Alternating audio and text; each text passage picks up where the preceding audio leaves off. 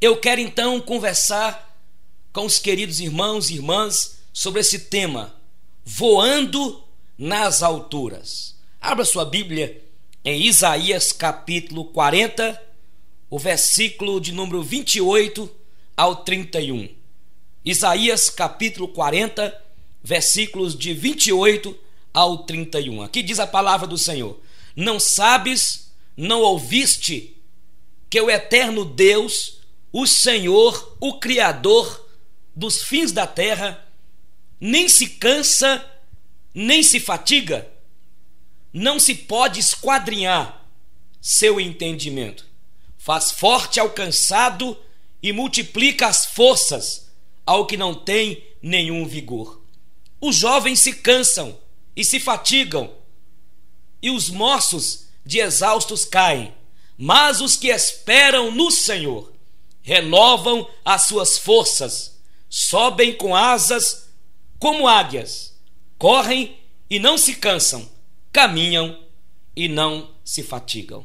Pai, aplique esta palavra em nome de Jesus a cada coração, e que neste momento, Senhor, esta palavra possa entrar neste coração como um bálsamo de cura.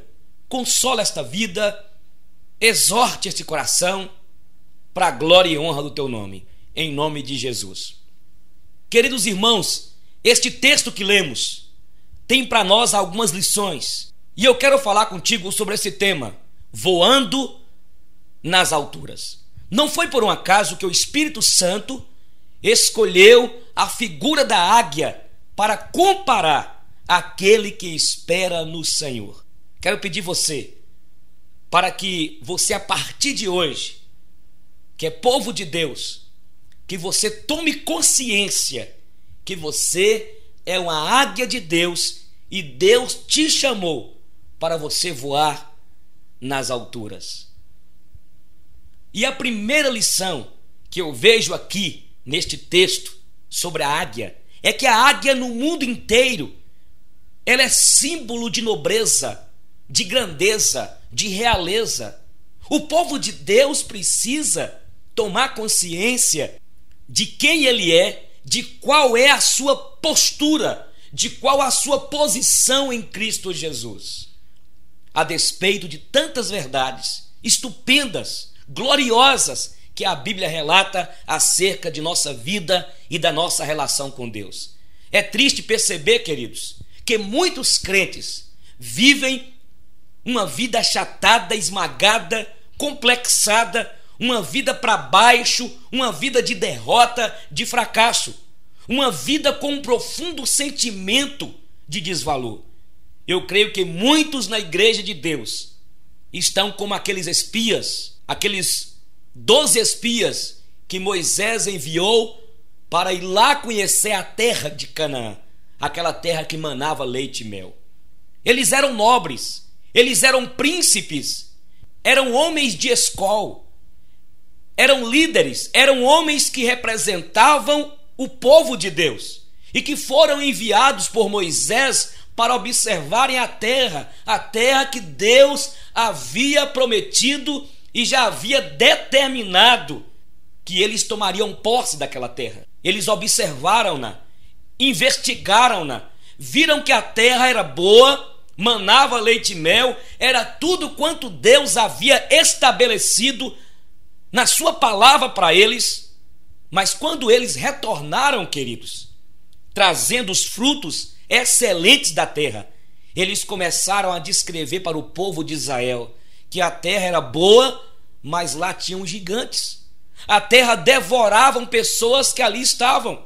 E eles começaram a introjetar no coração do povo de Deus sentimentos de fracasso, de derrota, de desespero até.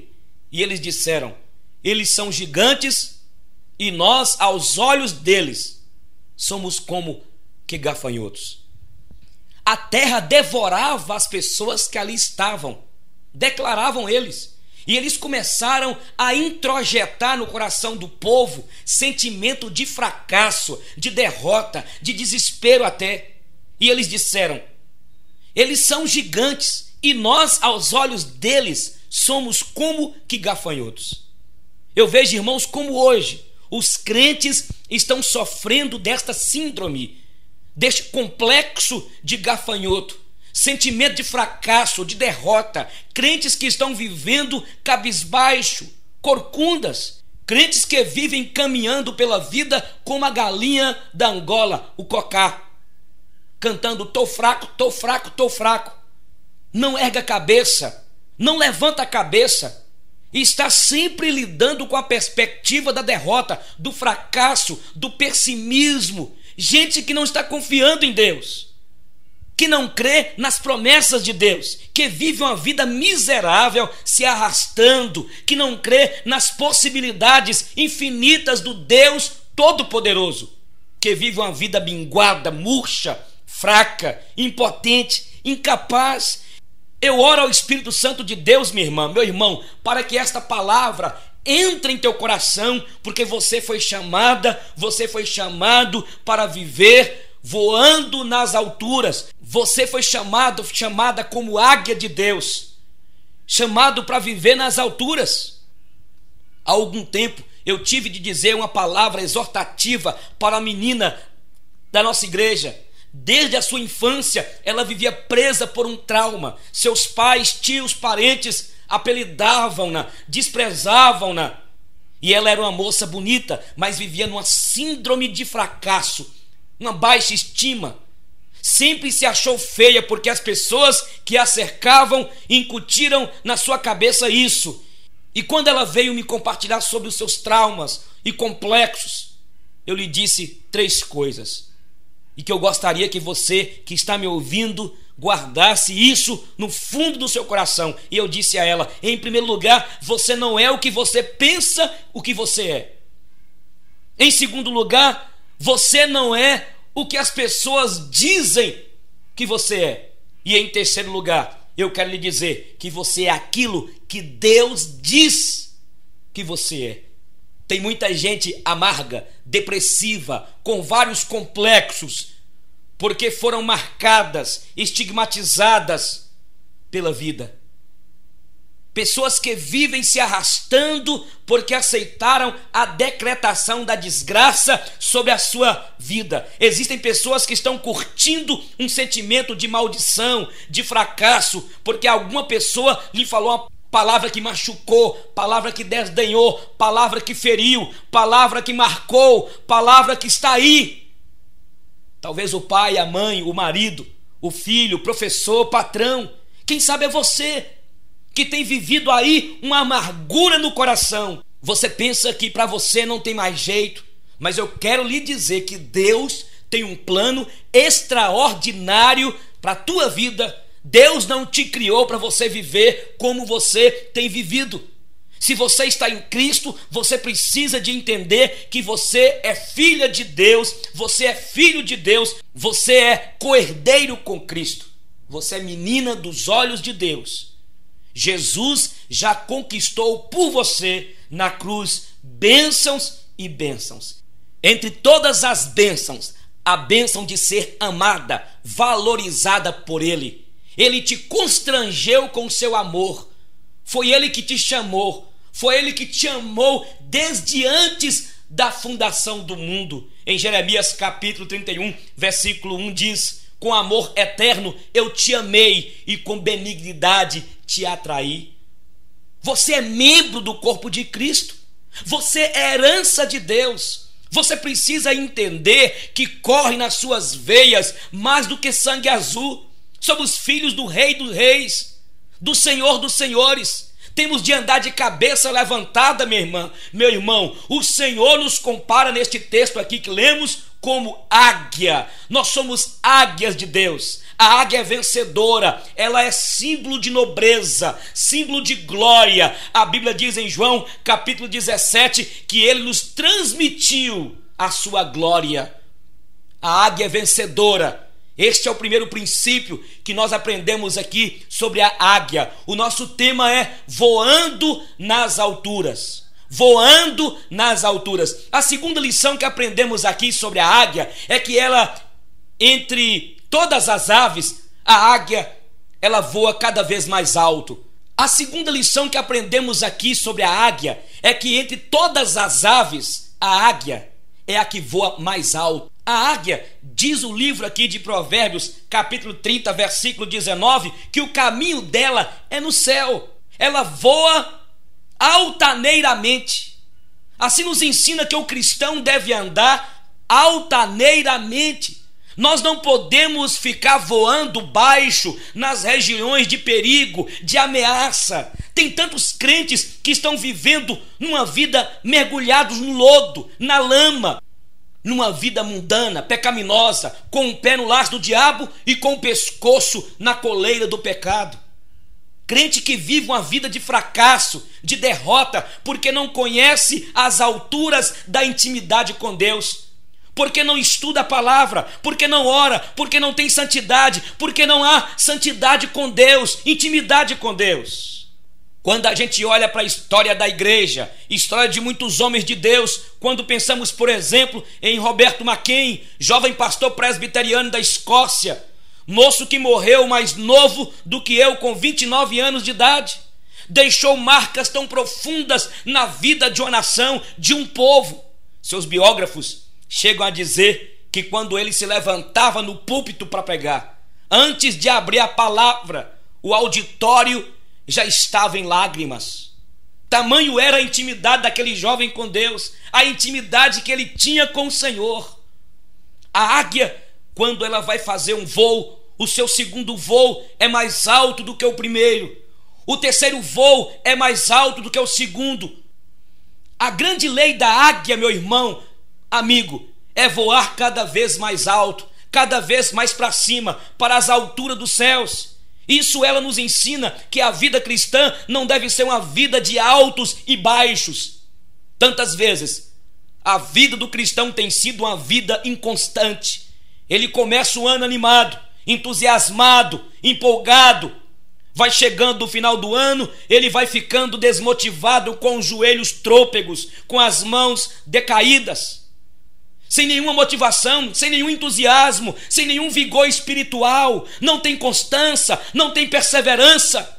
Mas há também uma coisa magnífica na águia. Quando a águia divisa no horizonte as nuvens escuras e borrascosas, ela não voa debaixo das nuvens escuras. Ela alça um voo mais para cima, e lá em cima, sobre as nuvens tempestuosas, ela começa a voar onde há bonança, onde há calma e tranquilidade. Tem muitos crentes que só voam debaixo das nuvens escuras. Não foge dos perigos. Ele contorna situações perigosas. Ele vive sempre debaixo de perigos, de ameaças. Há outros que são como Jonas. Não apenas fogem da tempestade, mas como também provocam as tempestades, porque se rebelam contra Deus, porque fogem da vontade de Deus, porque não andam dentro da vontade de Deus. Eles mesmos são provocadores de tempestades. Nós precisamos aprender, como águias de Deus, a voar um pouquinho mais alto, a andar um pouquinho mais na intimidade com Deus, sem disfarces, sem máscaras. Tem muitas pessoas que voam alto no louvor, são capazes de se entusiasmar profundamente, a mergulhar nas emoções mais profundas, do entusiasmo mais extraordinário. Mas quando saem da casa de Deus, já começam a colocar o pé na lama, no lodo, e passam a andar nas regiões do perigo novamente. Estamos compartilhando sobre esse tema, voando nas alturas. A terceira lição que aprendemos com a águia tem a capacidade fantástica de voar reto, em linhas retas. Ela é como um projétil, como uma bala, como uma flecha. Ela voa reto. Ela diferencia de todas as outras aves. O urubu, por exemplo, ele fica rodando em círculo em cima daquela carniça de um animal em estado em putrefação. É preciso entendermos isso, meus irmãos queridos e irmãs. Nós, como águias de Deus, não podemos voar em círculo. Nós, como águias de Deus, temos de ter uma vida reta, integridade na vida financeira, você como pai de família, você moça, é preciso você se resguardar como menina de Deus, chamada por Deus para viver uma vida santa. Você também, rapaz. Quantos crentes estão vivendo uma vida em círculo, como um urubu, rodando, procurando alguma coisa em estado de putrefação? Queridos, Deus nos chamou para vivermos na santidade. Deus nos chamou para vivermos uma vida em santidade. A Bíblia diz que assim como o Senhor é santo, devemos ser santo. A ideia de santo é viver separado do pecado, separado deste mundo que jaz do maligno. A Bíblia diz em 1ª carta de João, capítulo de número 2, versículo 15 em diante: não ameis o mundo, nem as coisas que no mundo há. O que há no mundo só há concupiscência da carne, concupiscência dos olhos e soberba da vida. Este mundo jaz do maligno, e nós, como águias de Deus, fomos chamados por Deus para vivermos acima deste sistema pecaminoso que está aí. A Bíblia diz em Romanos capítulo 12, versículo 2: não vos conformeis com este século, mas transformai-vos pela renovação da vossa mente, para que experimenteis qual seja boa, agradável e perfeita vontade de Deus. Querida moça, você foi chamada como águia, foi chamada para viver, voar nas alturas. A águia, a terceira lição que aprendemos é que ela voa e tem uma capacidade fantástica de voar reto, em linhas retas. Moça, o Senhor te chamou para viver em santidade. A Bíblia diz em 1 Coríntios capítulo 6, versículo 19: não sabeis que o vosso corpo é santuário do Espírito Santo e o Espírito Santo habita em vós? Temos de ter santidade, temos de andar em santidade. Eu quero perguntar para você, meu irmão, como que está você na sua vida financeira, nos seus negócios? Como que está a sua vida nesta área afetiva, rapaz? Deus te chamou para você ser diferente. Você é águia de Deus. A quarta lição que aprendemos aqui sobre a águia. O que a águia faz? A águia, ela voa cada vez mais alto, como nós dissemos. E quando ela chega lá em cima, ela abre as suas asas e ela vai sendo levada pelo vento. Assim nós aprendemos que o crente, ele deve deixar ser levado pelo vento do Espírito de Deus. O pregador deve ser levado pelo vento do Espírito de Deus. É o Espírito Santo de Deus, é Ele que nos conduz, é Ele que sopra sobre nós, é Ele que nos leva como águias de Deus. Devemos descansar, deixar que o Espírito de Deus conduza as nossas vidas. Queridos, a Bíblia nos fala em Ezequiel capítulo 47, quando Deus leva Ezequiel às torrentes das águas purificadoras. E no capítulo 47, versículo 2 diz: ele me levou pela porta do norte e me fez dar uma volta por fora, até a porta exterior que olha para o oriente. E eis que corriam as águas ao lado direito. Saiu aquele homem para o oriente, tendo na mão um cordel de medir. Mediu 1000 côvados e me fez passar pelas águas, águas que me davam pelos artérios. Os artérios é o começo da vida cristã, é o começo da caminhada. Depois diz aqui que o profeta mede as águas e as águas dão nos joelhos. Isso fala de vida de oração.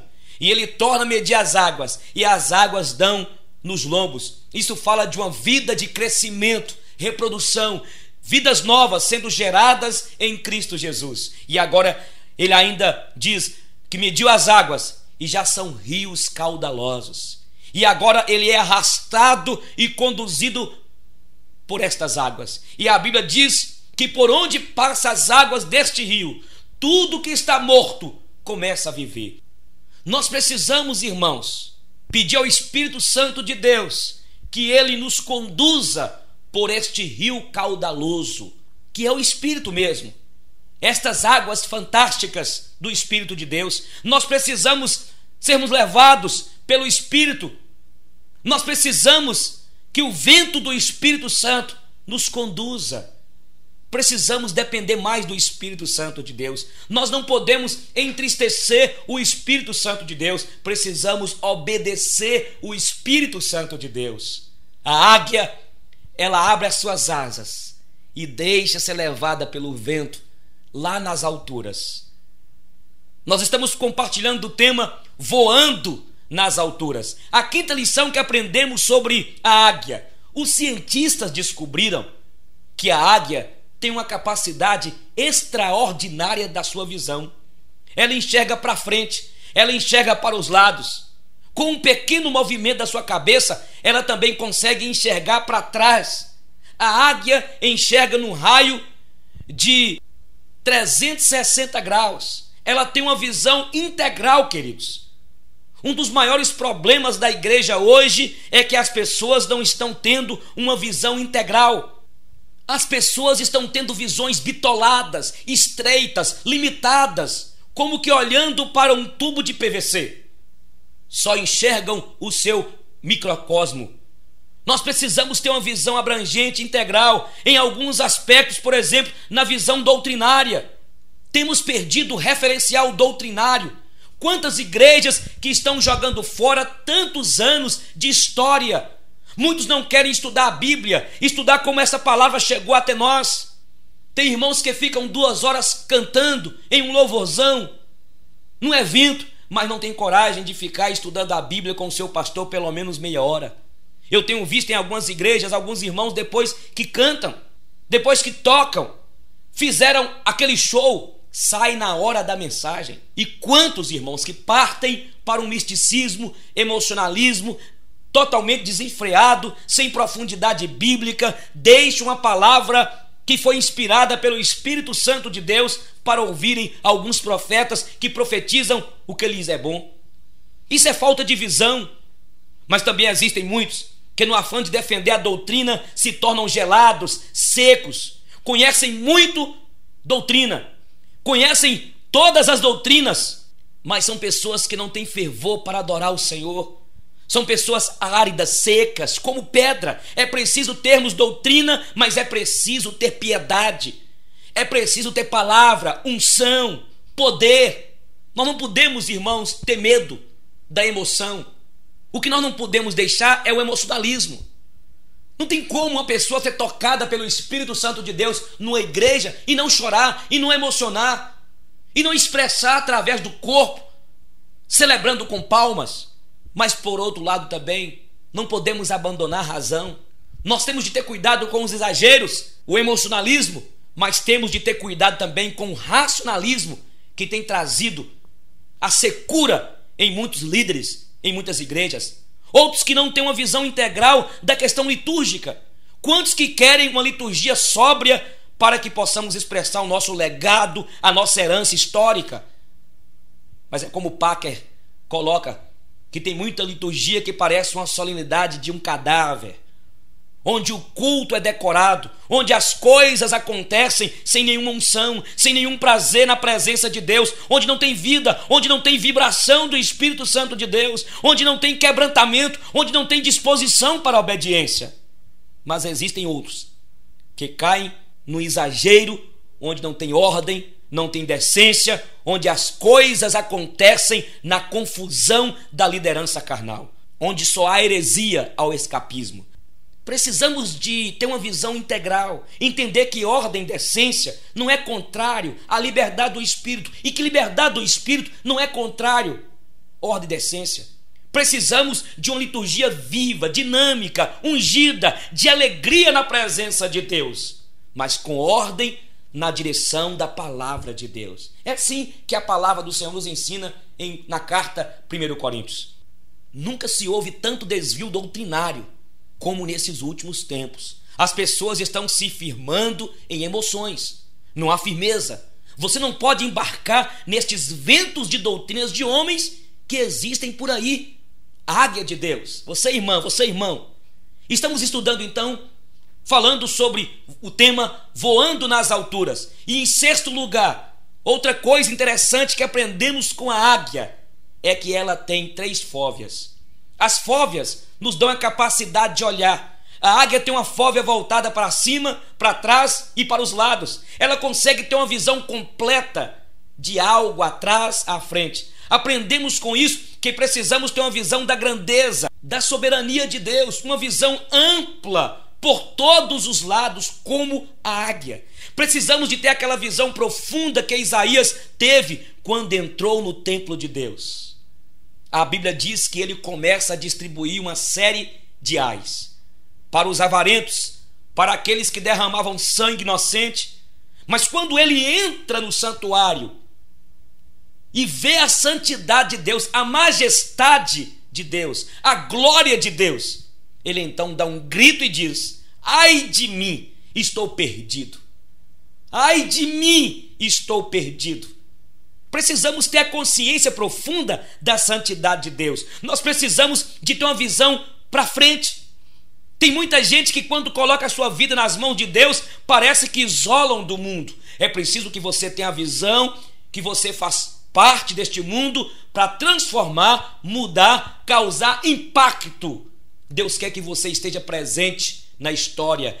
Deus quer que você seja instrumento de mudança, de transformação neste mundo caótico. É preciso que tenhamos uma visão também para baixo, onde os aflitos, desesperados choram, onde aqueles que são ultrajados, ostracizados e sucateados sem esperanças, marcados pelo desespero, estão esperando uma mão amiga estendida para lhes socorrer. Precisamos pedir a Deus esta visão de compaixão por muitos que estão aí largados, jogados pelos vales da vida. Esse é o nosso tema, voando nas alturas. A sétima lição que aprendemos aqui, quando a águia está percebendo que ela está enfraquecida, envelhecida, ela toma uma medida muito séria. Primeira medida que a águia faz é dar uma parada absoluta nas suas atividades. Ela se isola. O grande problema da igreja é o ativismo. Somos tentados a pensar que Deus está interessado no nosso trabalho do que na nossa vida. Corremos o risco que Elias e seus filhos correram, de achar que o simples fato de estarem nas guerras do Senhor, o Senhor está nas nossas guerras. A Bíblia diz que os filhos de Eli foram lutar contra os filisteus. Eles levaram a arca da aliança, símbolo da presença de Deus, mas eles estavam com a vida comprometida com o pecado. Eram moços devassos, blasfemos, adúlteros, filhos de Belial, rebeldes, mas estavam fazendo a obra de Deus, levando a obra de Deus. E a Bíblia diz que a arca foi capturada. O povo de Israel foi derrotado. Os filhos de Eli foram mortos e a glória de Deus se apartou de Israel. É preciso parar, irmãos, para refazer a nossa vida, para fazer conserto com a nossa vida. Quando os homens percebiam que a unção de Deus saía da vida deles, eles se quebrantavam, eles se aquietavam, eles acertavam a vida com Deus primeiro, porque Deus está mais interessado nas nossas vidas do que no nosso trabalho. O trabalho nosso deve ser descansar em Deus. O Josué Rodrigues, pastor presbiteriano, gravou a música que diz: não tenha sobre ti um só cuidado qualquer que seja, porque somente um, seria muito para ti. Não temas quando enfim tiveres que tomar decisão. Entregue tudo a mim. Confia de todo o coração. É meu, somente meu, todo o trabalho. E o teu trabalho é descansar em mim. A oitava lição que aprendemos sobre a águia. Estamos falando voando nas alturas. Este é o nosso tema. E a oitava lição que aprendemos sobre a águia. A águia vai para um alto de um penhasco, em total solidão. Tem hora que precisamos fugir da multidão. Precisamos de ficar sós com Deus, de ficarmos sozinhos com Deus. É isso que a águia faz. Quando ela chega lá em cima, sozinha, ela começa com o seu bico a arrancar suas penas. Vai arrancando uma por uma, vai se autoagredindo, vai sangrando, e ela arranca todas as suas penas. Daí a alguns dias, vai nascendo penas novas, penas lindas, penas vistosas. Muitos de nós precisamos fazer como a águia. Tem muita roupa contaminada pelo pecado. Tem muita indumentária manchada de lama. Tem muitas coisas dentro dos nossos lares que precisamos jogar fora. Tem muitas coisas que precisam serem descartadas. Ouvi de uma mulher que disse ao seu pastor: pastor, eu dei um baralho para o meu marido, um jogo de baralho, no dia do seu aniversário. Nós começamos a jogar. Depois deste dia, não tivemos mais paz no nosso casamento. São penas que você tem que arrancar. Eu não sei quais são as penas que estão aí na sua casa. Eu não sei, meu irmão, quais são objetos supersticiosos, coisas que não agradam o coração de Deus. A águia arrancava aquelas penas velhas, sujas. Você tem que pedir orientação a Deus. Em nono lugar, outra coisa que a águia faz, quando chega no alto penhasco, ela pega seu bico, já não está tão forte, tão rígido mais. Ela começa a esfregar esse bico na pedra. Vai esfregando, esfregando, e vai saindo aquela crosta, vai saindo sangue, até que ela fica no sangue vivo. Ela pega suas garras, vai lixando-as na rocha, vai lixando na rocha, vai lixando aquelas escamas, e ela fica deformada, desfigurada, sangue vivo. Daí a alguns dias o bico novo, forte, e as garras fortes como ferro começa a crescer, e ela fica toda renovada para continuar os seus altos voos. Se nós queremos como águias de Deus, se queremos vida abençoada, é preciso colocar a boca no pó. Sabe, queridos, precisamos de humilhar diante de Deus. Não fique pensando, meu irmão, que você vai ter vida abençoada sem pagar um preço. Creio que nós não sabemos o que é chorar pelo pecado. Muitos de nós tememos mais as consequências do pecado do que o pecado. Nós precisamos de compreender que o pecado é maliguíssimo. É pior do que a doença, pior do que a pobreza, é pior do que a própria morte. Enquanto nós não tivermos ódio do pecado, enquanto não tivermos náusea do pecado e fugir do pecado e amar a santidade, não haverá o derramado Espírito Santo sobre as nossas vidas. O profeta Joel disse que só depois do acerto de vida com Deus é que o Senhor vai derramar o Espírito dele sobre toda a carne. Estamos falando então sobre o tema voando nas alturas. E a 10ª lição que aprendemos sobre a águia é quanto ao tratamento com os seus filhos. Ela não coloca seus filhos entre os predadores. Ela coloca seus filhos nos mais altos penhascos. A maior tragédia deste século é a desintegração da família. A família é o 5º lugar mais perigoso para a sobrevivência humana. São lares que estão sendo destruídos, casamentos desfeitos, aumenta cada vez mais as separações, não há mais entendimento, pais que não conseguem mais compreenderem os seus filhos, filhos que não obedecem aos seus pais. E a grande tragédia de muitos pais cristãos é porque estão colocando o ninho dos seus filhos na beira dos predadores. Muitos de nós não têm tido cuidado que deveria ter com os filhos. Fizemos voto quando os batizamos, mas não cumprimos estes votos.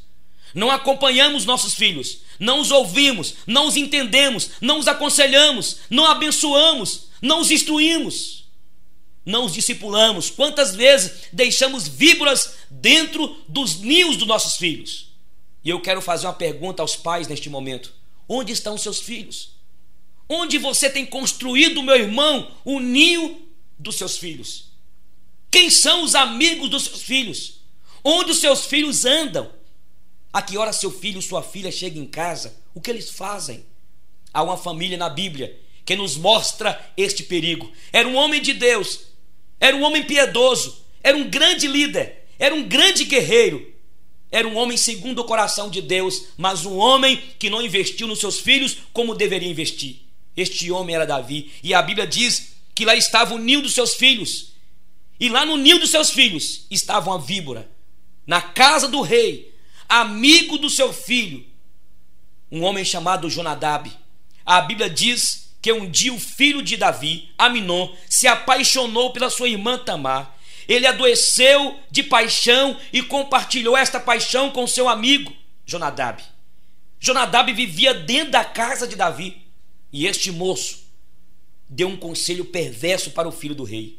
E ele disse: olha, quando o seu pai for lhe visitar, peça ao seu pai para que a sua irmã Tamar venha lhe fazer uma visita e trazer uma comida saborosa. E quando ela vier e trouxer a comida no seu quarto, mande que todos saiam. E quando ela estiver só com você, agarre-a. Agarre sua irmã e possui. E assim Aminon fez. Violentou a sua irmã para depois sentir por ela um grande repúdio. E a Bíblia diz que Aminon, irmão de Tamar, havendo envergonhado ela, sentiu por Aminon um grande ódio. Absalão, irmão de Tamar, a partir dali deseja matar seu irmão. Todos sabem que Absalão odeia Aminon. E um dia, Absalão matou Aminon.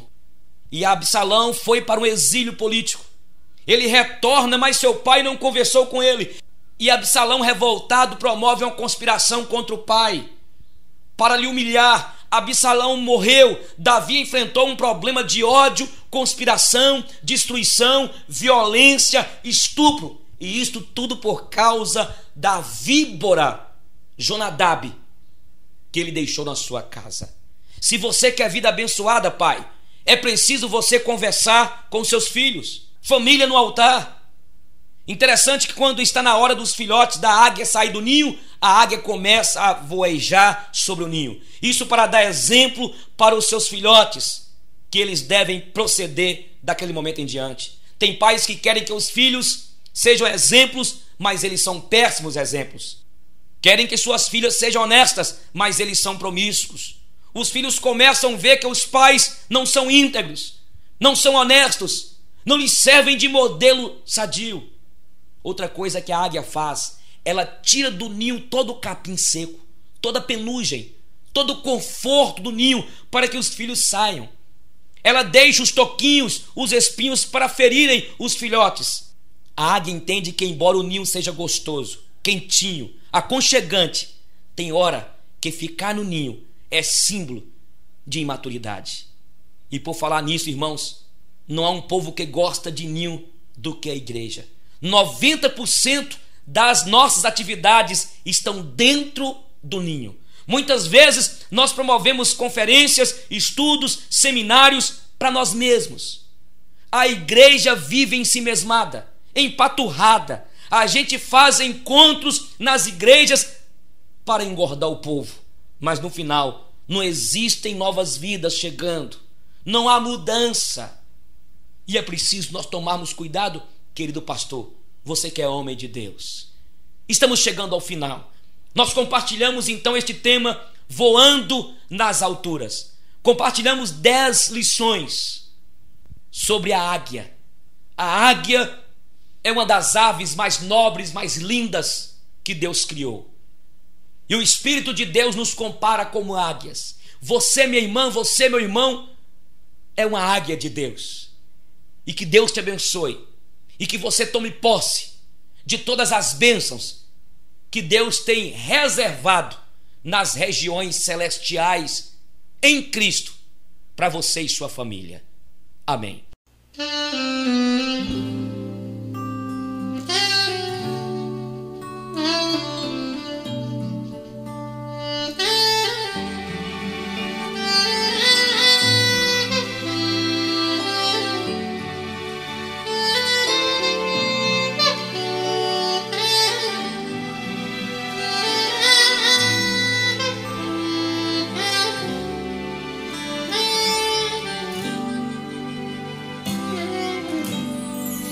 O meu louvor, Senhor, minha canção de amor, eu ofereço a ti, Jesus, como cheiro suave.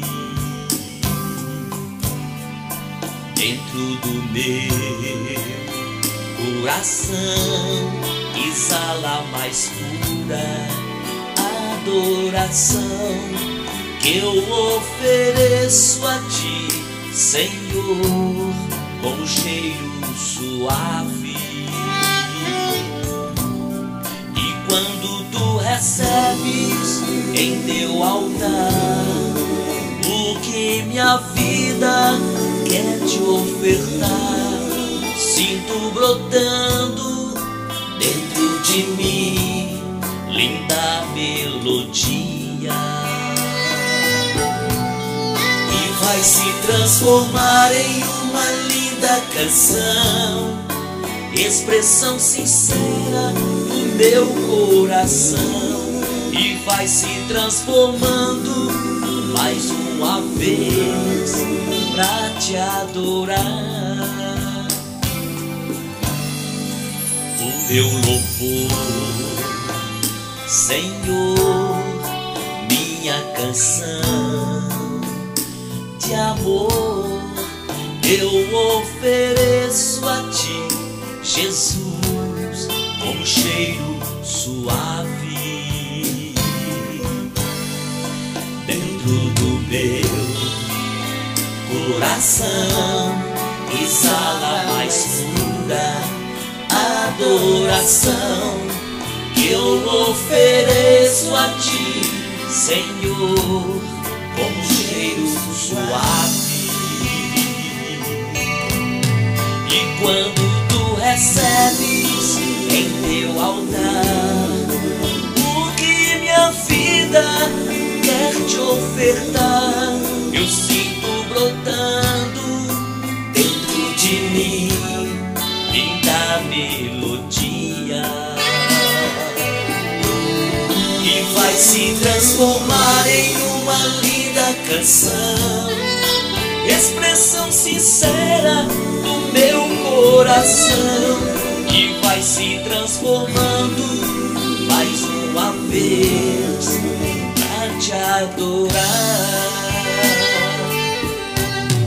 E quando tu recebes em teu altar o que minha vida quer te ofertar, sinto brotando dentro de mim linda melodia, que vai se transformar em uma linda canção, expressão sincera do meu coração, e vai se transformando mais uma vez pra te adorar,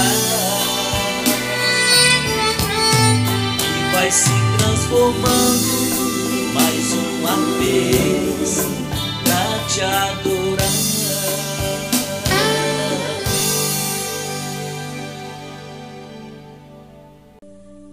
Espelho, espelho meu. Na história infantil A Branca de Neve e os Sete Anões, a madrasta da Branca de Neve possuía um espelho mágico com o qual ela sempre conversava. Em sua vaidade, a rainha vivia perguntando ao espelho: espelho, espelho meu, existe alguém no mundo mais bela do que eu? O espelho não mentia, porque o espelho não mente. E lá vinha a resposta: ó minha rainha e senhora, você é a mulher mais linda do reino. Isso aconteceu enquanto Branca de Neve ainda era uma menininha, mas cresceu e se tornou moça belíssima, muito formosa. A madrasta, como sempre, foi ao espelho para conferir: espelho, espelho meu, existe alguém no mundo mais bela do que eu? E o espelho, que a vida inteira só falou a verdade de novo: sim, minha rainha, existe agora no reino alguém mais bela do que você. É Branca de Neve. A rainha explodiu de ódio e ciúme. Não pode ser. E a partir daí, sua vida consistia apenas em urdir um plano para matar a Branca de Neve e assim voltar a ser a mais bela do reino. A Bíblia é como um espelho a denunciar as nossas fraquezas e vaidades. Nem sempre essa denúncia nos agrada, mas é para o nosso bem que ela nos admoesta. Leia e conheça as Escrituras Sagradas. Dispare seus sonhos. Todos nós fomos criados pelo Criador com capacidade de sonhar. Sonhos não nascem de indiferença, de apatia ou de falta de ambição. Muitas pessoas que venceram na vida começaram mal e travaram muitas lutas penosas antes de chegar lá. O sucesso ocorre geralmente no momento de alguma crise. Sonhos são desejos ardentes. Ninguém está pronto para alguma coisa até que acredite que possa adquiri-la. Fabricar álibis ou desculpas com as quais justificar fracassos é um passatempo nacional. Esse hábito é tão velho quanto a raça humana e tem sido fatal para o sucesso na vida. A desculpa é filha da imaginação do homem. A primeira maior vitória é vencer a si mesmo. O seu sonho é conseguir sucesso e ser feliz? Para obter isso, você precisa de paz de espírito que só Jesus pode oferecer, e força de vontade. Todas essas provas começam sob forma de impulso e pensamento. Você precisa disparar os seus sonhos. Muita gente passou do fracasso ao sucesso pelo caminho da persistência, do desejo ardente de querer alguma coisa. Você quer ter sucesso? Dispare seus sonhos. Analfabeto do terceiro milênio. O analfabeto do terceiro milênio não será aquele que não sabe ler e escrever, mas o que não conseguir aprender, desaprender e reaprender. Isso nos antecipa uma lição de que passado não leva ninguém a lugar nenhum. Não adianta ficar lamentando se tivesse ou se não tivesse. O êxito é construir o futuro a partir de agora. Os caminhos do mundo são de uma rapidez absurda, e a única forma de encontrar espaço no mundo futuro é nos prepararmos. Este é o momento. Não haverá espaços para desculpas no futuro. Por isso afirmamos que somente existirão dois tipos de empresas: as rápidas e as mortas. Existem três tipos de pessoas muito infelizes: as que não sabem e não perguntam, as que sabem e não ensinam, e as que ensinam e não fazem. Você está se preparando para o terceiro milênio? O que você está fazendo para aprender coisas novas, desaprender coisas velhas e reaprender novamente? Pare um pouco com a sua correria e pense nisso. E não seja um analfabeto do terceiro milênio. Águia ou galinha? Um camponês criou um filhotinho de águia junto com suas galinhas, tratando-a da mesma maneira que tratava as galinhas, de modo que ela também pensasse que era uma galinha, dando a mesma comida jogada no chão, a mesma água num bebedouro rente o solo, e fazendo-a ciscar para completar a alimentação como se fosse uma galinha. A águia crescia e ficava muito bonita e formosa, mas passou a se portar como se fosse uma galinha. Certo dia, passou na casa do camponês um naturalista, que vendo aquela águia ciscando no chão, foi falar com o camponês. Isso não é uma galinha, é uma águia. O camponês retrucou: agora ela não é mais uma águia, agora ela é uma galinha. O naturalista então disse: não, uma águia é sempre uma águia. É a sua natureza. Vamos ver uma coisa. Levou-a para cima da casa o camponês, e elevou-a com braços, dizendo: voa, você é uma águia, assuma a sua natureza. Mas a águia não voou. E então o camponês irônico disse: eu não falei que ela agora é uma galinha? Por que insistir? O naturalista então retrucou: amanhã veremos. No dia seguinte, logo de manhã, eles subiram até o alto de uma montanha. E disse o naturalista, tomando a águia em suas mãos: águia, veja esse horizonte, veja o sol lá em cima e os campos verdes lá embaixo. Veja todas essas nuvens, tudo isso pode ser seu. Desperte, desperte para a sua natureza e voe como águia que és. A águia começou a ver tudo aquilo e foi ficando maravilhada com a beleza das coisas que nunca tinha visto. Ficou um pouco confusa no início. Ela não entendia. Tanto tempo estava alienada naquele lugar.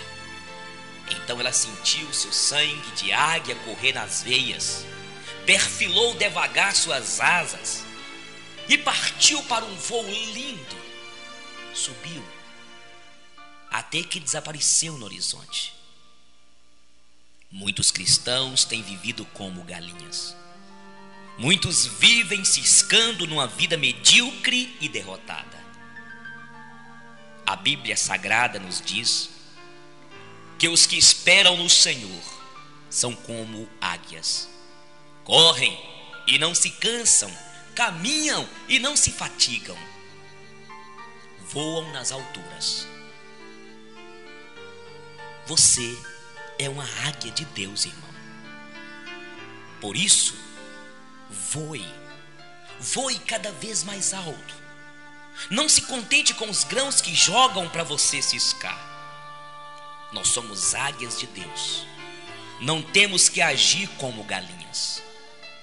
A águia tem uma lei: voar cada vez mais alto. O seu lugar não é no chão, é nas alturas. O segundo voo da águia é maior do que o primeiro.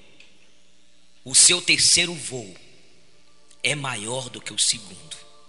Esta é a sua lei: voar cada vez mais alto. Quando ela vê as nuvens tempestuosas, ela atravessa e além das nuvens, ela abre as suas asas e descansa no vento lá em cima. Em Provérbios 23:7 diz: assim como o homem imagina na sua alma, assim ele é. Talvez você mesmo já admitiu o seu fracasso e aí está cabisbaixo. Não, irmão. Erga a cabeça e saiba que o seu lugar como águia de Deus é nas alturas. Saiba que antes de você vir a existir, Deus já te via acima das nuvens tempestuosas. Que Deus te abençoe.